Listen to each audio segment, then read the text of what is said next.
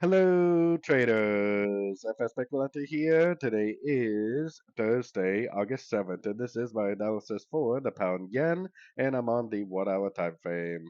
So on the pound yen, we've been drifting up for a couple days now, but I have my Fibonacci retracement on this move down because I do think this move up is likely going to be a pullback to this last move down.